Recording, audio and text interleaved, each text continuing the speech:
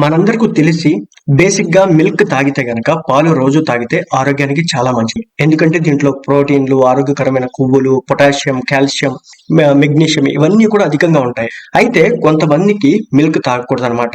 అవి తాగితే కొన్ని అనారోగ్య సమస్యలు ఎక్కువ అవడానికి అయితే అవకాశం ఉంది. మంచి ఆరోగ్యానికి తీసుకోవాల్సిన సంపూర్ణ ఆహారంలో పాలు అతి ముఖ్యమైనవి.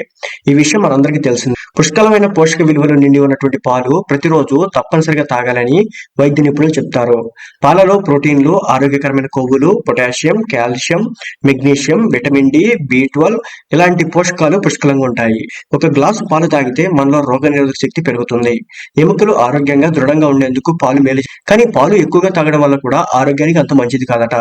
మోతాదుకు మించి పాలు తాగడం వల్ల కలిగే నష్టాలేంటి ఇప్పుడు చూద్దాం. పాలు ఎక్కువగా తాగడం వల్ల పలు అనారోగ్య సమస్యలు వస్తాయి. ముఖ్యంగా పాలు ఎక్కువగా తీసుకోవడం వల్ల జీర్ణ సమస్యలు తలెత్తుతాయి. తిమ్మిరి, ఉబ్బరం, అజీర్ణం, అతిసారం వంటి ఎదుర్కోవాల్సి ఉంటుంది. అలాగే మీ శరీరం పాలకు అనుగుణంగా లేకుంటే మీరు దీని కారణంగా పేగు సిండ్రోమ్ కు కూడా గురవుతారు. దీని కారణంగా మీరెప్పుడు కూడా నీరసంగా, అలసటగా ఉంటారు. ఎక్కువగా తలనొప్పి సమస్యను కూడా వేధించే అవకాశం ఉంటుంది. అంతేకాదు పాలు ఎక్కువగా తాగడం వల్ల ముఖంపై మొటిమల సమస్యతో బాధపడే అవకాశం కూడా ఉంటుంది. ముఖంపై మొటిమలు, మచ్చలు వేధిస్తున్నట్లయితే మీరు రోజుకు ఎన్ని పాలు తాగుతున్నారో గమనించండి. అలాగే పాలలో క్యాలరీలు కూడా ఎక్కువ ఉంటాయి.